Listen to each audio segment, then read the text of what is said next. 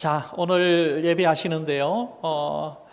여러분들 제가 모니터를 보고 있습니다만은 여러분들을 보는 것처럼 또 오늘도 같이 말씀을 전할 텐데, 여러분 제가 보이시면 샬롬하고 손 한번 흔들어 주시기 바랍니다. 샬롬. 예, 거기 꼭 안 하시는 분 꼭 한 분 계세요. 지금 보니까 우리 다시 한번 샬롬. 자, 옆에 있는 분에게도 인사합니다. 샬롬. 감사해요. 왜 샬롬이라고 인사했냐면 요즘처럼 샬롬이 필요한 때가 없는 것 같습니다. 하나님의 샬롬이 우리 성도님들 모두에게 넘치셔서 절대로 두렵거나 떨지 마시고 이 어려운 시대에 담대하게 잘 이겨내실 줄로 믿습니다.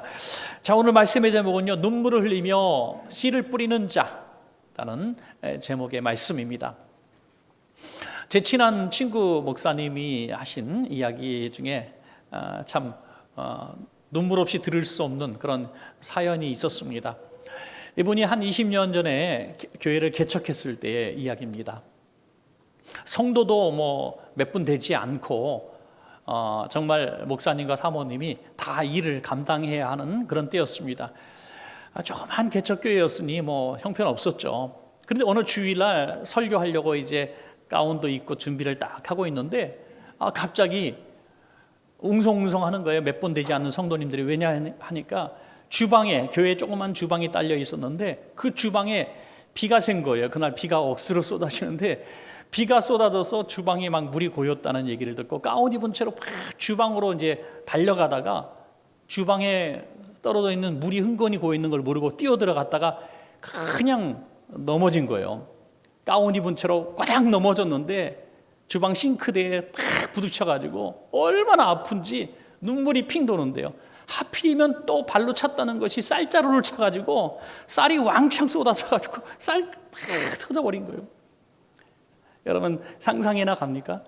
그 설교 들어가야 될 목사님이 가운 입고 설교 준비하다가 주방에 뛰어 들어가서 미끄러져서 쓰러졌는데 막 아프기도 하고 쌀이 흩어져가지고 이걸 어떻게 처리할 방법이 없는. 그래서 갑자기 막 너무 서럽더래요. 그래서 막 눈물이 나고 울음소리가 너무 커지니까 바로 문 하나 사이에 성도님들이 있으니, 예배당이 있으니 성도들이 또 들을까 봐 입을 틀어막고 꺽꺽꺽꺽 울었다고 합니다. 여러분 그 모습이 상상이 된지 모르겠어요. 얼마나 서럽고 아프고 힘들었으면 우리 입을 틀어막고 온몸에 물이 젖은 채로 그렇게 울었겠습니까? 그렇게 힘든 날들이 계속되는 개척 예배 시절이 있었습니다. 그리고 어디 가서 이것을 풀 방법이 없으니 노래방에 가끔씩 간 거예요. 그래서 노래방 가서 노래를 부르고 또 슬픈 노래 부르면서 울다 보니 마음이 또 시원하고 은혜가 되더라는 거죠. 그래서 노래방 가서 이 스트레스도 많이 풀고 어느 날 왔는데 자꾸 노래방에서 불렀던 노래들이 은혜로운 찬양으로 바뀌는 거예요. 그래서 하루는 너무 힘든데 자기도 모르게 성도 몇 사람 있는 데서 은혜로운 찬양이 나오는 거예요. 주님 가슴에 얼굴을 묻고 오늘은 울고 싶어라. 어디 은혜로운 찬양 같아요, 여러분? 김수희의 애모라는 노래인데 그게 그대 가슴이 주님 가슴에 개사가 돼가지고 자기도 모르게 찬양을 하고 있더라는 거예요. 여러분 이 어렵고 힘든 시절에 눈물의 사연쯤 하나 다 가지고 있잖아요. 오늘 이 자리에 계신 분들이나 그리고 이런 방송으로 같이 예배하시는 여러분들에게 눈물 없이 들을 수 없는 사연 하나 얘기해 주세요 하면은 아마 하나쯤은 다 꺼낼 수 있을 겁니다. 너무 서러웠던 때, 또 공부하기 너무 힘들었던 때, 그리고 뭐 유학 가셨던 분들은 유학 가셨을 때 그 언어나 경제적인 상황 이런 것들 때문에 너무 힘들었던 일들, 또 큰 질병으로 고통받을 때에 두렵고 떨림 가운데 흘렸던 그 눈물들, 또 가족이 큰 질병이나 위험을 만나서 정말 우리 헤어지면 어떻게 되나 이런 두려움 속에 있었던 그런 순간들, 정말 아이를 잃어버렸던 그런 순간들, 여러분 참 끔찍하죠. 그런 눈물의 이야기들을 하나쯤은 다 가지고 있습니다. 그런데 지금 가만히 생각해 보면 그때 흘렸던 눈물들이 꼭 무의미한 눈물들은 아니었다는 것입니다. 그때 그 어려운 가운데서도 새벽에 일어나서 막 우유 배달부, 신문 배달부 하면서 힘들게 살아왔던 그 젊은 시절들의 그 눈물과 땀이 있었기 때문에 오늘 그래도 오늘 우리가 편히 살 수 있는 그런 환경이 되었는지도 모르겠습니다. 그 힘들 때 눈물을 흘리며 수모를 참아내며 아르바이트하고 공부하고 했기 때문에 오늘 그래도 가정을 꾸리고 살아가고 있는지도 모르겠습니다. 그래서 눈물은 내일을 위한 씨앗이다, 이렇게 우리가 볼 수가 있는 것입니다. 오늘 본문의 말씀의 배경은 여러분들 많이 들어서 잘 아실 겁니다. 이스라엘 백성이 남과 북으로 분열된 이후에 차례차례 망하게 되죠. 마지막 남은 유다마저도 이제 바벨론의 침공으로 인해서 완전히 망하게 됩니다. 그리고 끌려갑니다. 70년의 포로 생활을 하게 되었을 때 얼마나 서럽고 힘들었겠습니까? 여러분, 자유를 잃어버린 것만 해도 너무 힘든 일인데 노예로 살아가고 있었다는 그 사실 하나만 가지고 우리는 충분히 얼마나 그들이 힘들었을까, 얼마나 서글펐을까 우리가 이해할 수가 있을 겁니다. 바벨론 강가에서 그들은 고국을 생각하며 눈물을 흘리지 않았습니까? 그 노예들의 합창을 통해서 우리가 그들의 애환을 우리가 엿볼 수가 있습니다. 그러다가 70년이 다 지났을 때에 하나님께서 그들을 다시 불러내셔서 구원해 주시게 되는 것이죠.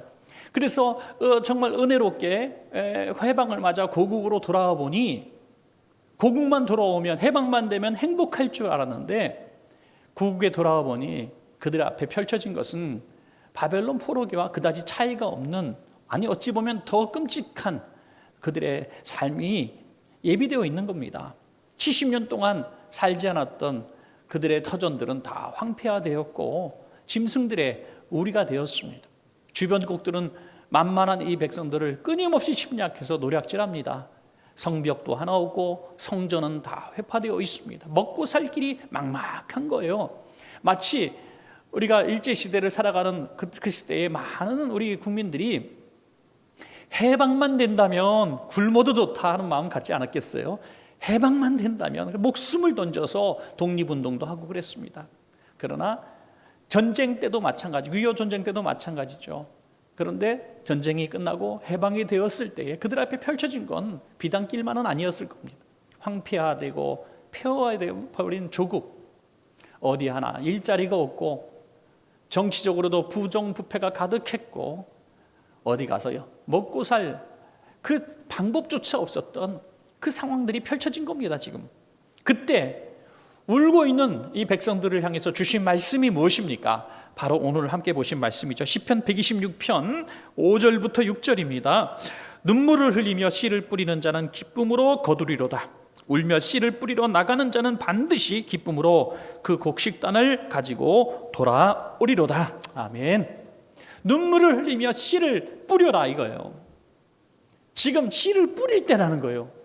여러분, 힘들 때, 고난의 때가 씨를 뿌릴 때입니다. 기회라고 하는 것이에요. 평안할 때에 우리는 기회를 찾지 못했지만 고난의 때에 오히려 기회가 있는 것입니다. 이 코로나 이런 상황도 어찌 보면 우리 영적으로 바라볼 때 우리에겐 기회가 되는 시간들입니다. 이런 때에 우리가 어떤 씨를 뿌려야 하는가 한번 생각하면서 같이 결단하는 시간 갖기를 원합니다. 첫 번째로 우리가 뿌려야 될 씨는 믿음의 씨라고 하는 것입니다. 우리는 눈물을 흘리면서 믿음의 씨를 계속 뿌려야 합니다. 너무 힘든 상황이고 믿을 수 있는 것이 아무것도 없는 상황이라 할지라도 계속 믿음의 씨를 뿌리는 거예요. 믿습니다, 믿습니다, 믿습니다. 말로 뿌리고 가슴에 품고 우리가 계속 기도하는 것입니다. 여러분, 세상 사람들 대부분은 부정적입니다. 아니 예수 믿는다고 하는 사람들 가운데서도 항상 보면 한 80%는 늘 부정적이라고 하는 것이죠. 통계상 나와 있습니다. 하물며 이스라엘 백성들이 포로 생활 70년쯤 되었을 때에 무슨 믿음 있는 이야기를 했겠습니까? 우리는 이렇게 살다가 죽는구나. 우리 아버지 때부터 이렇게 살았으니 우리 후손들도 이렇게 살 거야. 우리가 감히 어떻게 이 바벨론과 대항해서 해방을 받을 수 있을까? 독립운동을 할 수 있을까? 불가능해. 포기해. 우리는 그렇게 살아야 해. 이 노예의식에 쩔어 있을 때에 희망을 말하는 사람들이 있었다는 거예요. 믿음의 씨를 뿌리는 사람들이 있었다는 거예요. 그 믿음의 이 근거는 어디서 나왔는가? 하나님의 약속의 말씀이었습니다, 여러분. 하나님의 약속의 말씀을 딱 내 말씀으로 믿을 때의 역사가 나타나는 거예요. 여러분, 매년마다 성구용신 예배 드릴 때 우리가 신년 말씀 카드를 뽑기도 하죠. 사실 많은 분들이 여기에 대한 무용론, 필요 없다, 이거는 쓸데없는 행위다, 이렇게 얘기하는 분들도 있고요. 이거는 그냥 미신적인 행위다 말하는 분도 있어요. 그러나 저는 항상 우리 성도님들에게 그런 말씀을 드리고 싶어요. 긍정적인 부분을만 바라봐라. 긍정적인 부분만. 그럼 안 하는 것과 하는 것의 차이 뭡니까? 그래도 하는 게 낫지 않아요? 안 하면 아무것도 아닌 건데 하면 그래도 말씀 한 구절 내가 간직하고 1년 동안 살아갈 수 있다는 거 하는 게 훨씬 낫잖아요. 항상 보면 부정적인 사람은요, 뭐 하는 거 보면 항상 그 부정적인 각도로 바라보고 비판하는 데 열을 올려요. 그래서 비판 안 받고 사는 비결이 있어요. 아무것도 안 하고 살면 돼요. 그런데 뭔가 하려고 하는 사람, 뭔가 열심히 살아보려고 하는 사람들은 항상 이런 어려움에 부딪힐 수밖에 없는 거예요. 이 말씀 하나도 하나님이 내게 주신 말씀이다라고 내가 믿고 내가 간직하고 계속 암송한다면 그 말씀이 정말 믿음이 되는 것입니다, 여러분. 에레미야 선지자에게 그들에게 미리 약속하신 게 있어요. 너희가 죄로 포로가 됐지만 70년 이후에는 해방하리라 말씀하신 약속의 말씀이 있었습니다. 이걸 믿었다는 거예요. 에레미야서 29장 10절입니다. 여호와께서 이와 같이 말씀하시니라. 바벨론에서 70년이 차면 내가 너희를 돌보고 나의 선한 말을 너희에게 성취하여 너희를 이곳으로 돌아오게 하리라. 이 말씀을 그대로 암송하고 선포했다는 거예요. 70년 되면 우리는 고국으로 돌아갈 거야. 우리는 고국으로 돌아갈 거야. 약속의 말씀을 내가 믿는다고 입으로 선언한 것입니다. 여러분, 믿음은 바라는 것들의 실상입니다, 여러분. 믿음은 바라는 것들의 실상이에요. 제가 작년, 신년, 또 재작년, 신년에도 계속 말씀을 드렸던 것 같습니다. 올해도 그 말씀을 꼭 드리고 싶었습니다. 그건 뭐냐면, 금년에 복 받기를 원하면 우리는 입술을 잘 사용해야 됩니다. 입술. 긍정적인 믿음의 말을 하는 여러분의 입술 되시기를 부탁드립니다. 왜냐하면 우리의 입술의 고백이요, 하나님이 다 들으신다고 하는 거예요. 그걸 듣고 내 귀에 들린 대로 내가 시행하리라 말씀하셨습니다. 그러므로 하나님이 들으시는데 어떤 말을 하겠어요, 여러분?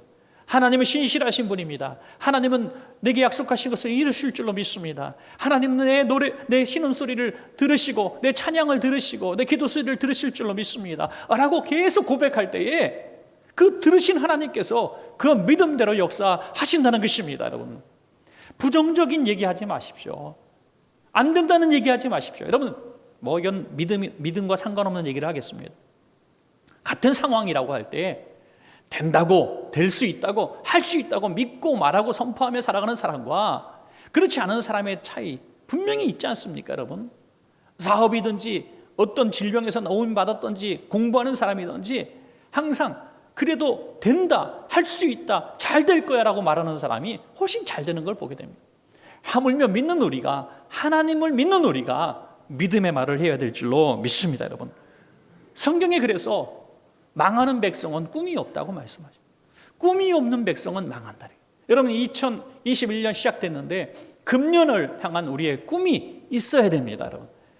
우리 2021년은 옛날 생활로만 돌아가면 좋겠다. 코로나 떠나가고 옛날처럼만 돌아가면 좋겠다. 아닙니다, 여러분. 옛날처럼만 돌아가서는 안 됩니다. 옛날보다 더 나아지는 삶을 꿈꾸시기를 주의 이름으로 축복합니다, 여러분. 그들이 이렇게 믿음으로 선포할 때 하나님은 약속을 지키셨습니다. 바사제국, 곧 페르시아의 고레스 왕을 통해서 이 바벨론을 점령하게 만드시고, 그리고 포로로 있었던 이스라엘 백성들을 해방시키십니다. 그리고 고국으로 돌아가도록 허락을 하게 되었죠. 그래서 고국으로 돌아간 그들이 얼마나 기뻤냐면요, 꿈꾸는 것 같았다. 이건 꿈 같아. 이건 꿈이야 라고 얘기했다는 것이죠. 시편 126편 1절에 여호와께서 시온의 포로를 돌려보내실 때에 우리는 꿈꾸는 것 같았도다.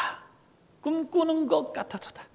이게 꿈인지 현실인지 모를 정도로 너무 행복했습니다. 여러분, 꿈꾸는 것 같았던 것이 현실이 되는 이 복이 우리 성도 여러분에게 있기를 축원합니다. 꿈꾸는 것 같았던 일이 무엇입니까? 이제 좀 그래도 물질 걱정하지 않고 좀 살아보는 것, 이제 지긋지긋한 질병에서 좀 노임받고 좀 살아보는 것, 이제 좀 평안한 가운데 좀 살아보는 것, 이제 정말 하나님 앞에 충성하며 한번 살아보는 것, 이런 모든 꿈들이 현실로 이루어져서 이게 꿈이야 현실이야 할 정도로 여러분들이 감사하며 행복할 날, 그 오늘 믿음의 씨를 뿌려야 가능한 것이라는 거죠. 오늘 그날을 바라보며 계속 금년 한 해 믿음의 씨를 눈물로 뿌리시기를 축원합니다. 자, 두 번째는 기도의 씨를 뿌려라. 믿음으로 기도의 씨를 뿌려야 된다는 것입니다. 여러분, 고난이 사람을 강하게 한다, 그런 말이 있습니다. 특별히 그리스도인들에게 주어지는 고난은 더 그리스도인들을 강하게 만들어 줍니다. 그런데 여러분, 저는 고난이 사람을 강하게 한다고 보지 않습니다. 고난이 그리스도인들을 강하게 만든다고 보지 않습니다. 고난은 우리를 힘들게 만듭니다. 우리를 피곤하게 만들고 낙심하게 만들고 점점 우리를 연약하게 만들어가는 것이 고난입니다. 정직하지 않아요? 정직한 고백입니다. 그런데 어떻게 우리는 고난이 유익이다라고 얘기할 수 있는가? 고난이 있었을 때 그리스도인들은 기도했기 때문에 강해지는 것입니다. 여러분, 분명히 여러분들 기억하십시오. 고난이 우리를 강하게 만드는 게 아니라 고난 중에 기도했기 때문에 우리가 강해지는 것입니다. 고난이 유익이 아니라 고난 중에 기도했기 때문에 유익하게 바뀌어진 것입니다. 그러므로 고난이 왔을 때 기도하지 않으면 우리는 망하게 되는 것입니다. 연약하게 되고 패하게 되는 것입니다. 여러분, 그들이 할 수 있는 게 무엇이었을까요? 기도밖에 할 수 없었습니다. 그들이 칼을 들고 바벨론과 싸울 수도 없었고요, 또 고국으로 탈출할 수도 없었습니다. 그들이 할 수 있는 건 하나님 앞에 기도할 수밖에 없었던 것이죠. 기도밖에 할 수 없었기 때문에 기적이 일어난 줄로 믿으시기 바랍니다. 여러분, 기도밖에 할 수 없었기 때문에. 불의한 재판장과 억울한 일을 당한 과부가 어떻게 이 상대가 되겠습니까? 그러나 불의한 재판장과 이 억울한 일을 당한 과부가 이 다툼을 했을 때 누가 이겼습니까? 결국에는 끈질기게 매달린 과부가 이 재판장을 꺾었습니다. 마찬가지로 우리가 어떤 상황과 형편에서 살아간다 할지라도 우리가 기도로 맞설 수만 있다면 그 문제를 넘어갈 수가 있습니다. 여러분, 금년에 어떤 문제든지 기도하면 다 이길 수 있습니다. 여러분, 왕후 에스더는 왕후라고 하는 높은 고위직의 자리에 있었지만 유다 백성들을 위해서 그 왕후의 자리, 지위를 통해서 할 수 있는 일은 아무것도 없다고 생각했습니다. 왕후라고 해서 이스라엘 백성들을 살릴 수는 없었습니다.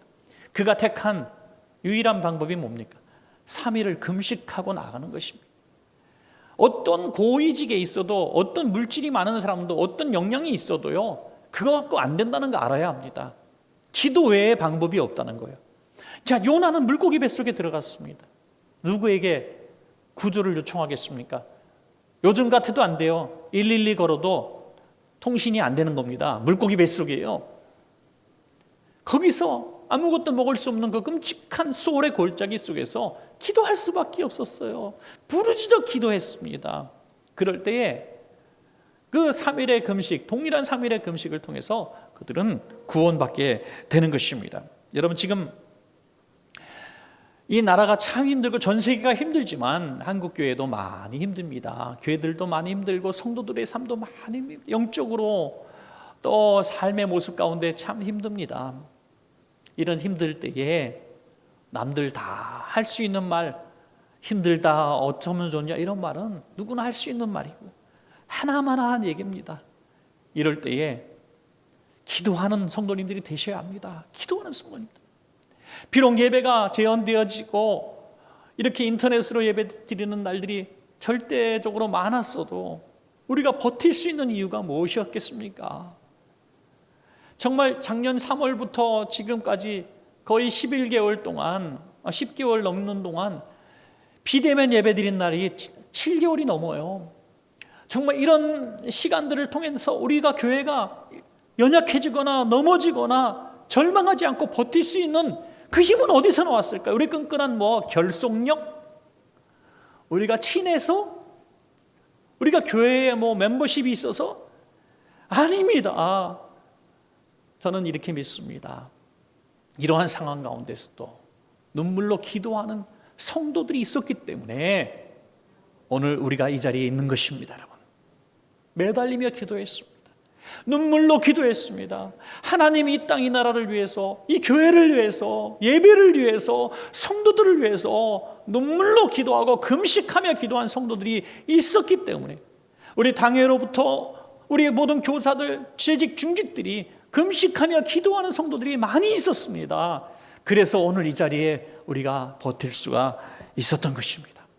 이 어려운 가운데서도 예배팀으로, 찬양팀으로, 또 예배위원, 헌금위원으로, 봉사로, 가지각색으로 몸부림치는 성도들이 있었기 때문에 오늘 우리가 있는 것입니다. 여러분, 이전에는요, 코로나 이전에는 교회에 나오는 사람은 다 성도라고 생각했어요. 그냥 교회에 나오면 다 구원받은 사람이라고 생각했어요. 아주 낭만적인 착각이었던 것 같아요.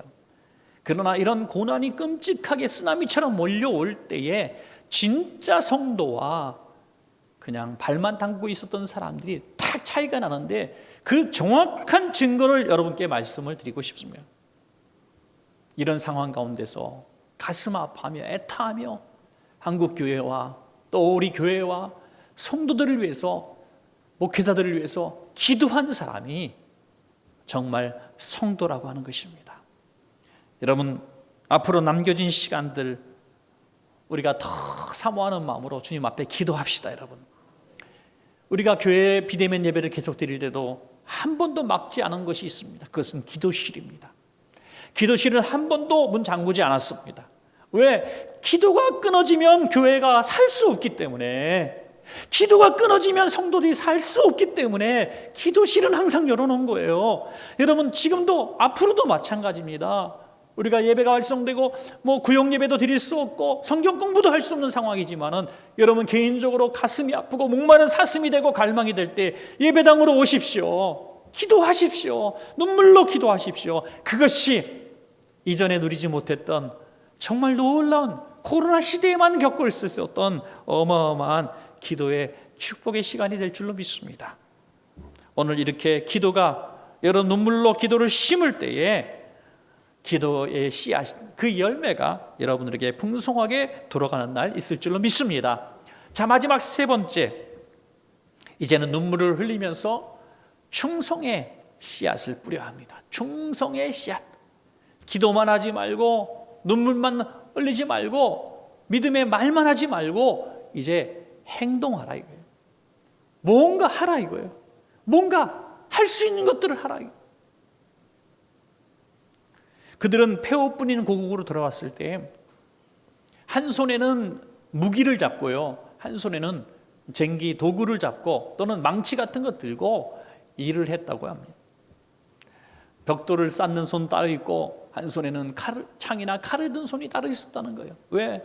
계속해서 침략자들이 오니까 일하다가 또 나가서 전쟁을 하고 또 전쟁 끝나면 또 일을 하고 얼마나 고단했겠습니까? 이렇게 열심히 충성했다는 거예요. 많은 사람들이 투덜거렸을 겁니다. 야, 우리가 바벨론의 포로로 있을 때도 이 정도 고생을 안 했다. 야, 이게 뭔 고생이냐? 하지만 그들은 웃으면서 즐겁게 행복하면서 일을 했다고 했어요. 자, 시편 126편 2절부터 3절까지 보면요, 그때에 우리 입에는 이 웃음이 가득하고 우리 혀에는 찬양이 찼었도다. 그때에 문나라 가운데서 말하기를 여호와께서 그들을 위하여 큰 일을 행하셨다 하였도다. 여호와께서 우리를 위하여 큰 일을 행하셨으니 우리는 기쁘도다. 기쁘도다. 저는 여기서 굉장히 중요한 충성의 원동력을 봤습니다. 충성의 원동력은요, 하나님이 주시는 은혜를 은혜로 깨닫는 순간입니다, 여러분. 하나님이 내게 주신 은혜를 내가 깨닫는 순간 우리는 충성할 수 있는 힘이 생깁니다. 우리 교회 성도님들도 보면요, 정말 충성하는 분들을 바라보게 돼요. 너무 힘든 상황 가운데서도, 연약한 가운데서도 누구보다 열심으로, 누가 칭찬하는 사람도 없고 뭐 격려하는 사람도 없는데 그냥 하나님 앞에 헌신하고 자기 자리 지키는 분들을 봐요. 그래서 제가 가만히 살펴보니 어느 날 갑자기 그렇게 된 게 아니더라고요. 그분이 은혜를 간직하고 있더라고요. 하나님이 나를 살리신 은혜, 하나님이 나를 음부에서 건져주신 은혜, 외롭고 길 찾지 못했을 때, 힘들었을 때, 아무도 나를 위로하고 이해하지 못할 때 주님의 손길이 그들에게 있었기 때문입니다. 그래서 그들은 그 은혜 때문에 살아갈 수가 있는 것이죠. 혹시라도 충성의 이 원동력 잃어버리신 분들 계십니까? 지치고 힘들어서 이제 일할 마음이 없는 분들 계십니까? 오래전에라도 한번 상기해 보십시오. 여러분들에게 베푸신 하나님의 은혜를 말이죠. 그 은혜들을 생각할 때 나 같은 벌레만도 못한 나를, 죽어 마땅한 나를, 쇳덩어리였던 나를, 소망 없던 나를 지금 이 자리까지 인도하신 분이 하나님이시니 내가 어찌 충성하지 않으리요 하는 마음으로 하나님이 주신 일들을 우리가 잘 감당하게 될 것입니다. 갈라디아서 6장 7절부터 8절까지 보면 스스로 속이지 말라. 하나님은 업신여김을 받지 아니하시나니 사람이 무엇으로 심든지 그대로 거두리라. 자기의 육체를 위하여 심는 자는 육체로부터 썩어질 것을 거두고 성령을 위하여 심는 자는 성령으로부터 영생을 거두리라. 여러분, 뭐든지 심는 대로 우리가 먹게 되는 것입니다. 농부는 철저하게 자연의 섭리에 따라 일을 하지 않습니까? 씨를 뿌려야 할 때 씨를 뿌리고 거둬야 할 때 거둡니다. 그러니까 씨 뿌릴 때를 놓치면 그 다음에 소망이 없는 거죠. 농부, 아사, 침골, 종자라는 말이 있죠. 여러분들 학교 다닐 때 공부하셨잖아요. 예. 농부는 굶어 죽는 순간에도 종자를 베고 잔다. 무슨 뜻입니까? 이걸 안 먹으려고 베고 눕는다는 거예요. 굶어 죽는 순간이 와도 종자를 먹지 않는다는 거예요. 왜? 종자를 먹어버리면 내년의 삶이 없기 때문에. 그러나 종자를 심으면 100배의 결실을 맺을 수 있는 거 아닙니까? 조금만 버티고 헌신하자, 뿌리자 하는 것입니다. 여러분, 우리가 이 시대에 지금 살아가는 순간순간 하나님 앞에 충성하고 헌물 드리고 또 희생하고 섬기는 일들, 선교를 위해서, 복음을 위해서 우리가 힘쓰는 일들, 종자 같은 씨앗 아닙니까? 남아서 하는 사람이 누가 있고 뭐 넉넉해서 하는 사람이 누가 있습니까? 건강하고 또 시간이 많아서 충성하는 사람 어디 있습니까? 다 종자라고 생각하는 그것들을 하나님 앞에 사용하는 것이죠. 저는 올 여름에 그렇게 어렵고 힘들 때 다 성도님들도 어려운 상황 가운데서도 농어촌과 해외 선교사님들을 돕자고 했을 때 거의 5천만 원 되는 헌금이 거쳤을 때 저는 너무너무 감사했어요. 물론 여기저기 떠벌리고 자랑은 하지 않았습니다. 우리가 뭐 어디 기사도 내지 않았고요. 하지만 얼마나 스스로 감사했는지 몰라요. 이 어려운 때, 힘든 때, 물론 교회의 전체적인 재정도 10여 % 이상 더 줄일 수밖에 없었던 전국 교회가 마찬가지예요. 이런 상황 가운데서도 선교와 구제비는 10여 년 과거 어느 때보다도 가장 많은 지출을 했습니다. 이것이 저는 너무 감사했어요. 작년에 있었던 제일 행복한 순간이 바로 그런 순간이었던 것 같아요. 하나님이 우리 교회는 절대 버리지 않는다. 하나님 우리 교회 성도들 절대 포기하지 않는다. 저는 그때 확신이 들었어요. 왜냐하면 그런 어려운 때에 종자 같은 것들을 하나님 앞에 드릴 줄 아는 사람들이 우리 교인들이기 때문에 하나님은 우리 교회를 쓰실 겁니다. 그런 성도들을 복되게 하실 겁니다. 다 하나님은 이 시대 이후에 귀하게 쓰실 것입니다. 여러분, 마지막으로 하나 더 생각하는 것은 우리 자녀들을 위해서 눈물의 기도 심어야 합니다, 여러분. 우리가 충성한다, 진짜 충성한다고 말하지만 저는 이 땅에서 하는 충성 중에 정말 중요한 충성은 자녀를 신앙으로 양육하는 거라고 믿습니다. 우리 당대의 신앙, 빛나는 신앙인들이 그 후손들이 믿음을 이어가지 못하는 사람들을 많이 보게 되는 건 참 안타까운 일입니다. 우리가 기도의 사람 하면 누굽니까, 여러분? 기도의 사람 하면 히스기야 같은 사람을 얘기하지 않습니까? 그냥 통곡하면서 주님만 찾습니다. 랍사게가 쳐들어왔을 때도 편지 들고 성전에 가서 기도합니다. 생명이 이제 다 했다고 하는 말씀 듣고 또 벽을 얼굴에 대고 금식하며 부르짖어 기도합니다. 하나님이 내 눈물을 보았고 기도를 들었다고 말씀하실 정도의 기도의 사람이에요. 그런데 그가 고침받은 이후에 몇 년 후에 늦둥이를 하나 낳지 않습니까? 늦둥이를 낳는데 그 아들의 이름이 므낫세라고 하는 이름이 므낫세입니다. 이스라엘 역대에 가장 잔인하고 악한 왕 중에 하나가 므낫세예요. 어떻게 누구보다 기도의 왕이었던, 기도의 사람이었던 히스기야 밑에 므낫세 같은 악한 왕이 나올 수 있습니까? 상상해 볼 수 있습니다. 늦둥이로 낳고 죽다가 살아난 다음에 낳았으니 얼마나 예뻤겠어요. 아이고 아이고 내 새끼 착하다, 하고 싶은 대로 해라. 아빠는 신앙생활 몸부림치며 기도의 사람은 살았지만 너는 그냥 그래, 교회 나가기 싫으면 그냥 집에 있어. 너 인생 너 거야, 너가 살아야지. 아이고 예쁘다, 아이고 예쁘다. 한 번도 징계하거나 책망하지 않았을 거예요.